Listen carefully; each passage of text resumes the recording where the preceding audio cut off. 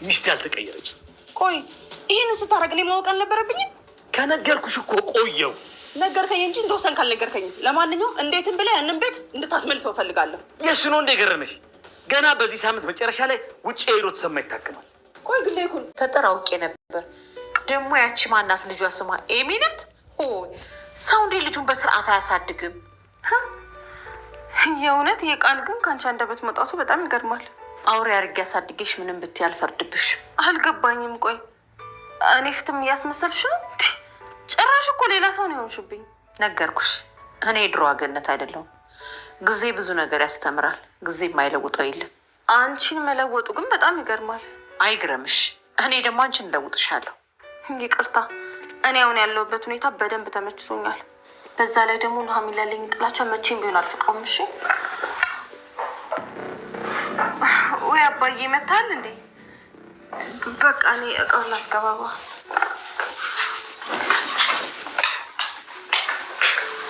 እባክህ ተሰማ፣ መፍረድም ካለብህ በልጄ ላይ ሳይሆን በእኔ ላይ ፍረድ።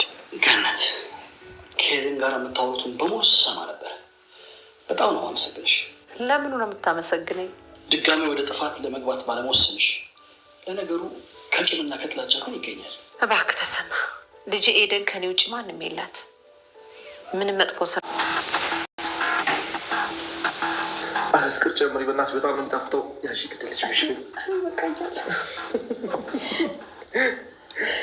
እጮኛህን እኮ ይዘህ ትመጣለህ ብለን እኮ አልጠበቅንም ነበር። እንዲህ አባዬ፣ አምራንን ሁላችሁም ስለምታውቋት ለዛ ነው ሳልነግራችሁ ይዣት የመጣሁት ዛሬ ነው። ይቅርታ ተሰማ፣ እኔ ስለመጠን ደጅ ነው መሰለኝ። እስኪ ገበታው ከፍ ይበል መጀመሪያ። አንድ ለአንድ እኮ እያላችሁ ወጣችሁ።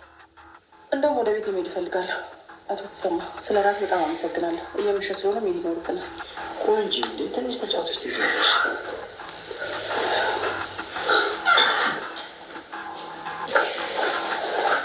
ሶሪ፣ እኔ ጓደኞች እየደወሉ ስለሆነ መሄድ አለብኝ። በዚህ ምሽት ነው የምትሄጂው? ቆይ እናንተ ሰዎች ስርዓት የሚባል ነገር ጠፋ ማለት ነው እዚህ ቤት? ተዋቸው፣ በቃ ታስጨንቃቸው። ተሰማ፣ በድጋሚ በጣም ይቅርታ። እሺ፣ እኔ ችኮ ሀሳብሽን ተቀብያለሁ። ሌላ የምታዥኝ ነገር አለ? ከአባት ጋር ደግሞ ወደፊት እንዴት እንደምንዛለቅ አላውቅም። ከእናቴ ጋርስ? ከዚህ ሁሉ ይልቅ የራሳችን ቤት ውስጥ ገብተን ብንኖር አይሻልም? አይ እንደዛማ አይሆንም። ለክፉም ለደጉም አማቴ ጋር ብሆን ይሻለኛል። ያው ስወልድም እሷ ጎንበስ ቀና ብላ ታርሰኛለች።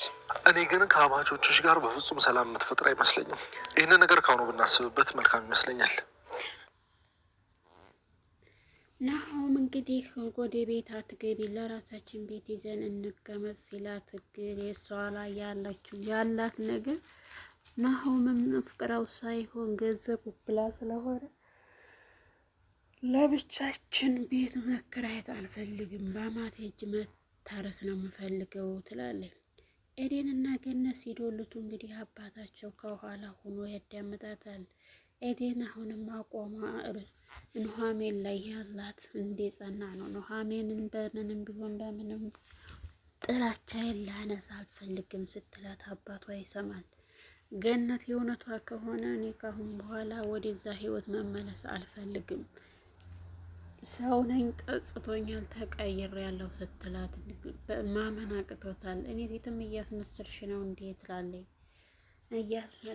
እያስመሰልኩ ሳይሆን ያለኝ አቋም አንድና አንድ ይሄ ብቻ ስለሆነ ነው ትላለች።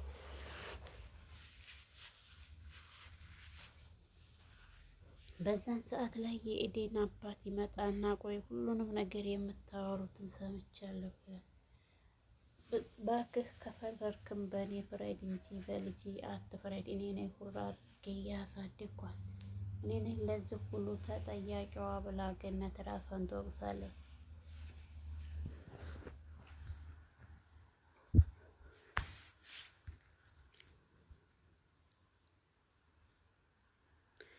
ሰላም ብለናል። እና ተከበራችሁ የቻናል ቤተሰቦች ሰላማችሁ ብዝት ተረፍረፍ ይበልልን እያለን ላይክ፣ ሼር፣ ሰብስክራይብ እያደረጉ ቤተሰብ ይሁኑ።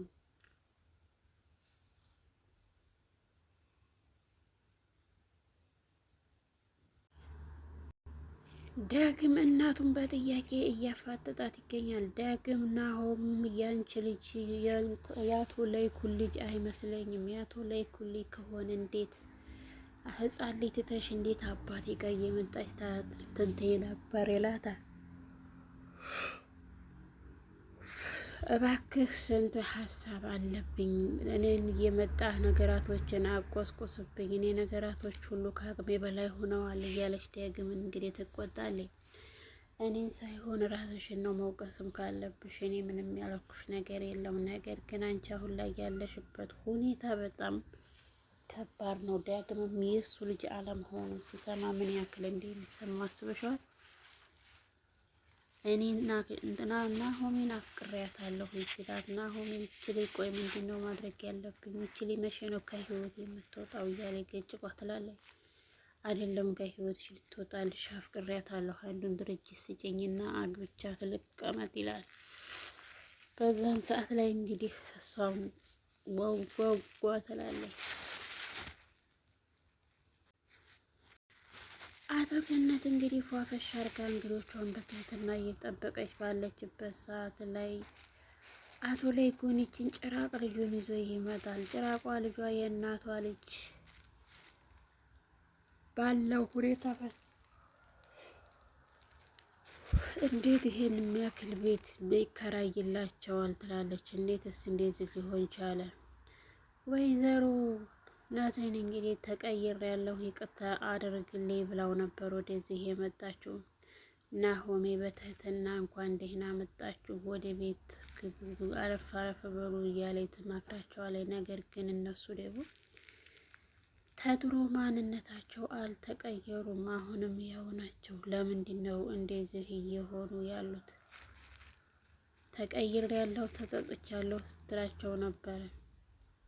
ዳግምም አልተጠራም ነበር። ዳግም ደግሞ እንግዲህ ፏ ብትን ብሎ በእንግዲህ ክብሩ ወደ ቤት ይመጣል። በእንግድነት ክብሩ ሲመጣ ባዶውን ዘጉ ብሎ አልመጣም። ትንሽ የምትጠጣዋንም ቢሆን በወንጨት ለማድረግ ይዞ መጥቷል።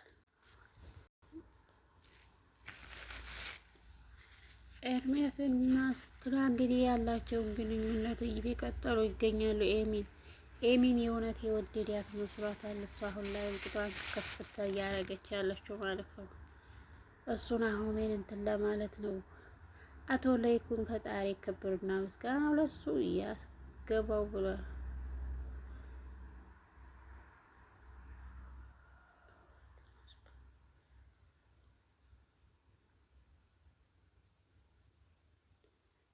ምግቡ አልጣፈጣችሁም ወይ ትላለች። ወይት ነው መጸዳጃ ቤቱን አሳዩ፣ ባኞ ቤት መሄድ ይፈልጋለሁ። ከነሱ በታች በላይ ያለ ሰው አይመስላቸውም። ነገር ግን ናሆሜን ቅርም አላላትም። ባኞ ቤት የሄደችው ስለ ናሆሜ ልታማት እንጂ ምግቡ ታይጣፍጣት አይደለም። አቶ ለይኩን በጣም ተጨነቁ።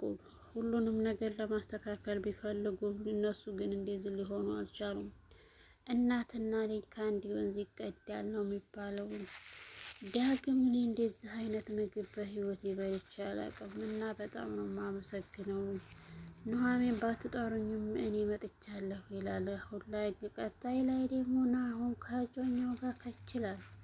ኤምራን አሁን ላይ ያለችበት ሁኔታ ኤምራን የገንዘብ ሱሷን እያሯጧጧፈች ትገኛለች። ናሆሜን በዛ ሰዓት ላይ ውስጧ ከስከስ ይላል። እሷን ይዟት ይመጣል ብላ አላሰበችም ነበረ።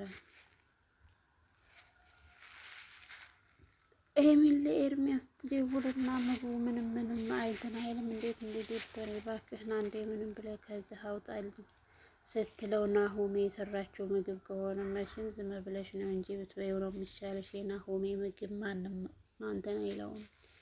በምግብ ስራ አትታማም፣ በሁሉም ነገሯ እሷ በጣም ታውቃለች ስለ ሁሉም ነገር። ቆይ አንተ ምንድነው ሀሳብህ ብላ ገጭቋ ትላለች። እንግዲህ በዛን ሰዓት ላይ ኤርሚ በይ የናሆሜ ምግብ እንኳን አይደለም ለአንቺ ለለም ይበቃል፣ ቆንጆ ምግብ እንደምትሰራ አልጠራጠርም እያለ አፋፏን ይላታል። በዛን ሰዓት ላይ ናሆሜ ትመጣና ምንድነው ኤርሚያስ ጋር እንደምታወራ ስትነግራት ለመምታትም ፈልጋ ነበር።